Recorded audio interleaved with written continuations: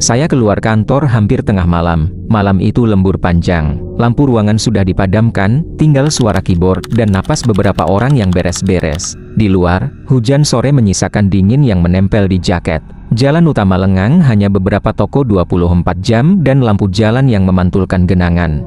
Rute pulang saya biasanya lewat trotoar, lewat deretan ruko sepi selama 15 menit sampai ke gang kecil menuju kontrakan. Saya memilih jalan itu karena memang lebih cepat. Saya tidak terpikirkan akan ada masalah pada malam itu.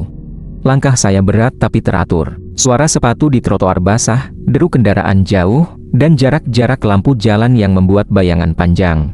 Sekitar 10 menit berjalan, saya merasakan sesuatu yang berbeda, ada ritme langkah lain yang mengikuti. Tak langsung di belakang, tapi pada jarak yang selalu konstan, bukan dekat, bukan jauh, persis di antara titik-titik lampu itu. Saya berhenti sebentar. Pura-pura mengikat tali sepatu. Langkah itu juga berhenti. Saya menoleh ke belakang. Samar di bawah lampu ada figur berdiri dengan jaket gelap, tangan di saku. Tidak ada wajah yang jelas. Bukan hal yang aneh di kota kecil ini orang lewat. Mungkin orang yang searah.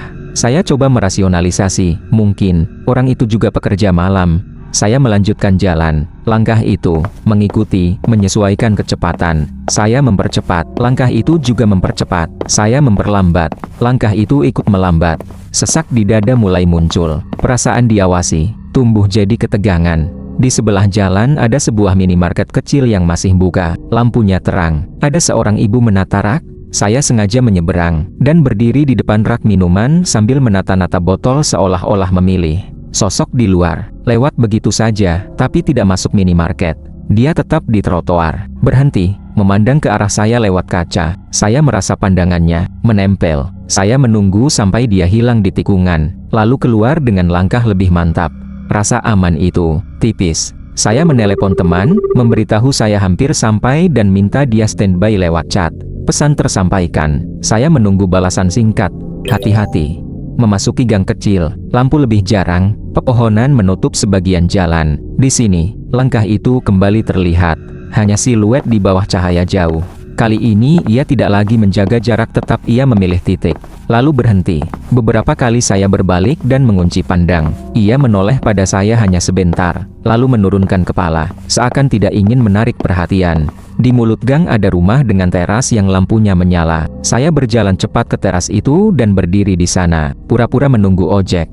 Sosok itu melintas di ujung gang, memperlambat, lalu memilih untuk tidak lewat begitu saja. Dia berhenti, menatap saya dari jarak yang lebih jauh lagi. Saat Bapak di teras melihat, sosok itu memilih jalan lain, dan lenyap ke kegelapan antara rumah-rumah. Saya menghela napas panjang, sampai dada terasa lega. Bapak itu menawarkan saya masuk sebentar. Saya duduk di kursi teras selama beberapa menit, meneguk air mineral dingin, mencoba menenangkan diri. Saya berusaha bersikap rasional, mungkin memang orang iseng, atau orang mabuk. Setelah 15 menit, saya memutuskan melanjutkan perjalanan, tetap berada di area terang. Setelah menyeberang beberapa jalan kecil, saya merasa aman. Hanya beberapa langkah lagi sampai kontrakan. Saya mempercepat langkah. Dari balik semak dekat gang masuk ke jalan kontrakan, saya melihat motor terparkir yang tidak biasa. Helmnya ada, posisi rapi, mesinnya mati, tidak ada orang di sekitar. Saya melewatinya, tanpa menoleh. Di tangga kontrakan, saya memegang kunci lebih erat. Kunci itu terasa berat di genggaman, seperti sekeping logam yang memberi jawaban. Di depan pintu kamar saya ada lampu lorong yang redup. Saya membuka kunci, masuk, dan langsung mengunci dari dalam. Suara lak berputar, terasa lebih keras dari biasanya. Saya berdiri di dalam, menempelkan punggung ke pintu, mengatur napas. Ponsel di tangan saya bergetar. Pesan masuk dari nomor tak dikenal. Saya menatap layar. Jari saya gemetar saat membuka. Isinya, satu kalimat pendek. Terima kasih, sudah menunggu. Mata saya terpaku pada pesan itu. Beberapa detik berlalu, seperti bisu. Saya mengecek jendela, tirai rapat. Saya menelepon teman dengan tangan gemetar, panggilan tidak terjawab. Saya mencoba menelepon polisi, nada sambung terdengar. Lalu suara operator menanyakan alamat. Tolong tetap tenang, katanya. Saya menyuruh mereka datang cepat, dan menunggu di pintu. Saya duduk di lantai, punggung tetap menempel di pintu, dan mendengarkan. Di luar, ada suara langkah yang lambat, berhenti tepat di depan pintu kontrakan saya. Gagang pintu di lantai bawah berputar pelan, lalu berhenti. Suara itu tidak dipaksa, hanya berputar. Menunggu, ponsel saya mati satu bar. Saya menatap layar dan pesan itu lagi. Saya tidak bisa memastikan dari mana orang itu memperoleh nomor saya, atau bagaimana dia tahu kapan saya akan pulang. Saya menekan panggilan ke nomor darurat sekali lagi. Merasakan tangan saya semakin dingin. Di lorong luar, gagang pintu berputar sekali lagi, lebih perlahan, seperti mendesah. Saya menahan napas saat gagang itu berputar.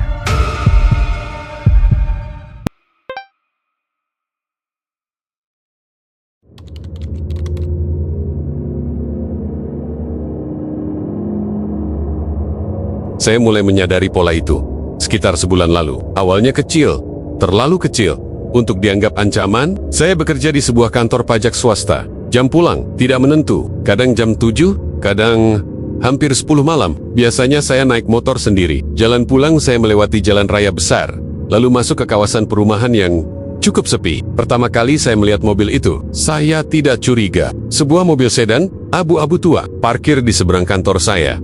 Kacanya agak gelap, tapi bukan full tint. Saya pikir, mungkin milik pegawai gedung sebelah. Besoknya, mobil itu ada lagi, parkir di tempat yang hampir sama. Seminggu kemudian, saya mulai sadar sesuatu. Setiap kali saya keluar kantor, mobil itu sudah ada. Mesinnya mati, tidak pernah terlihat pengemudinya keluar. Dan setiap kali saya menyalakan motor, mobil itu akan menyala. Beberapa detik kemudian, tidak langsung mendekat, hanya ikut bergerak. Saya menguji itu suatu malam. Alih-alih belok ke arah biasa, saya terus lurus, menuju jalan yang lebih jauh, dan lebih gelap. Di kaca spion, mobil itu tetap mengikuti, jaraknya rapi, tidak terlalu dekat. Lampu depannya stabil. Saya berhenti di minimarket dan masuk. Dari balik kaca, saya melihat mobil itu berhenti sekitar 20 meter dari pintu masuk. Mesinnya tetap menyala. Saat saya keluar, mobil itu masih di sana. Saya pulang dengan jantung berdebar, mencoba memastikan mobil itu tidak sampai ke gang kontrakan saya. Malam itu, entah karena kebetulan atau tidak, mobil itu berbelok sebelum gang saya. Saya mencoba mengabaikannya beberapa hari, tapi kemudian, sesuatu berubah. Suatu pagi, ada secarik kertas kecil terselip di wiper motor saya. Tulisan tangan, rapi. Saya membeku. Jam 9:12. Kamu kelihatan capek. Itu jam saya keluar kantor 2 malam sebelumnya. Artinya, dia tidak hanya mengikuti saya di jalan, dia memperhatikan secara detail. Mobil abu-abu itu tetap muncul, tidak setiap hari, tapi cukup sering untuk membuat saya tahu itu bukan kebetulan. Suatu malam, saya mengambil keputusan. Saya parkir motor di depan kantor dan pura-pura masuk lagi. Saya mematikan lampu dan berdiri di balik jendela lantai 2. Saya menunggu 5 menit, 10 menit. Lalu, mobil abu-abu itu perlahan masuk ke area parkir depan kantor. Lampunya dimatikan. Seorang pria keluar tinggi sidang, jaket gelap, topi, wajahnya tidak jelas. Dia berdiri di dekat motor saya, diam, seperti memastikan sesuatu. Lalu, dia mengeluarkan ponsel, dan tampak memotret motor saya. Saya langsung mengunci pintu kantor dari dalam. Suara saya berusaha stabil saat menelepon polisi. Ketika saya kembali mengintip, pria itu sudah kembali ke mobilnya. Mobil itu tidak langsung pergi. Ia menunggu, seolah tahu saya sedang melihat. Polisi datang sekitar 20 menit kemudian. Mobil itu sudah tidak ada. Saya memberikan deskripsi seadanya. Plat nomor tidak sempat saya lihat dengan jelas. Kamera CCTV kantor hanya menangkap bagian belakang mobil saat masuk, tapi tidak cukup terang untuk mengidentifikasi. Beberapa hari berikutnya, terasa lebih tenang. Mobil itu tidak muncul. Saya hampir percaya semuanya sudah selesai sampai tadi malam. Saat sampai di kontrakan, saya naik ke lantai 2. Di depan pintu kamar saya, ada sesuatu yang membuat langkah saya berhenti. Bukan kertas, bukan ancaman tertulis, hanya sebuah foto. Foto saya diambil dari belakang. Saya sedang berdiri di depan pintu kontrakan ini. Dari beberapa malam sebelumnya, sudutnya, dari seberang jalan, foto itu ditempel rapi dengan selotip bening. Di bagian belakangnya, ada tulisan kecil. Sekarang, aku tahu, kamu tinggal sendiri. Saya langsung masuk dan mengunci pintu. Tangan saya gemetar. Saya hanya mematikan lampu kamar dan duduk dalam gelap.